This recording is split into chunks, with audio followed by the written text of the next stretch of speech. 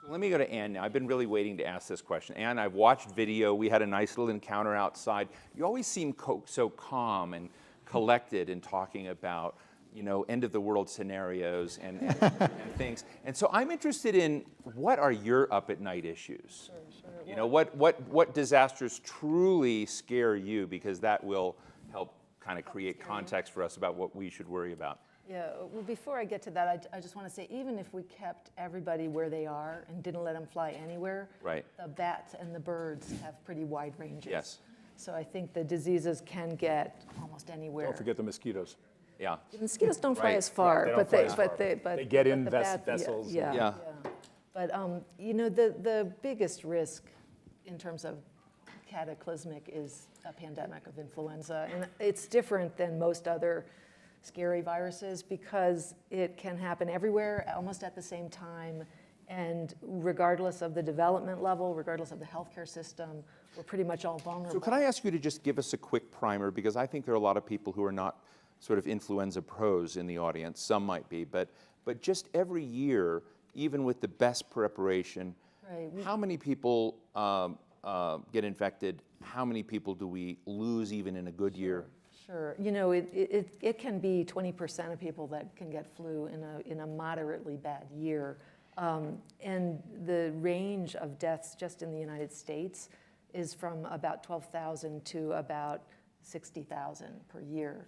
This past year, we probably had more people die than that because it was a severe year. And even a severe regular year of influenza can be difficult. Probably many of you or your families got sick this year. The vaccine didn't work as well as we wanted.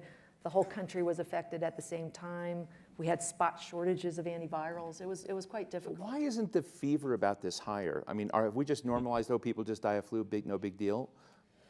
Well, there was a lot of fever this winter. I don't know if you were, when I was on TV a few times, but you know, people were not expecting it to be as bad as it was, and there was a lot of frustration with the state of our responsiveness and the performance of our vaccines as well. But a pandemic is much, much worse. 2009, we were really lucky. The influenza pandemic was a strain that didn't hit elderly people hard. And so we had actually less deaths that year than in a normal year, but we had excess deaths in young people. And we were stretched to respond to that. We didn't get vaccine in large quantities till after the peak. There was, you know, excess morbidity that really didn't, that wasn't good. But a pandemic of a more severe strain would really be difficult everywhere in the world. I want to jump to Seth, but how prepared are we for next year? Well, there's some things that we've learned in terms of the antiviral distribution. I know there's some other sessions here about brand drugs and generic drugs and just, you know, supply chains and how to get better visibility of product where you need it. We have probably a better strain being used for the vaccine production. We had plenty of vaccine last year, just the vaccine didn't work as well as we'd like. But every year's different with flu, and you just don't know what we're gonna be facing.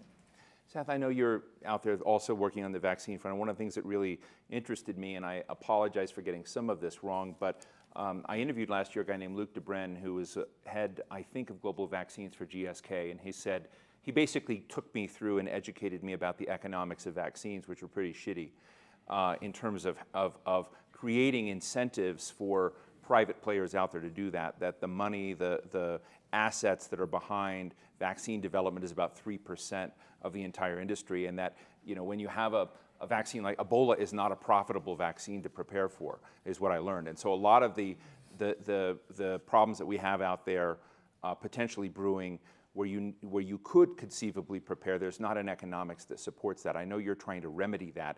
Tell me where I'm wrong, one, and tell me, two, where I'm really, really right in the sense of what you're trying to fix. So I'll answer that question in a second. I wanted to agree with Ann because, you know, for the people who understand these diseases, flu is the one that keeps you up at night of the known diseases. I just want to make sure, you know, we say that because Tom talked about that.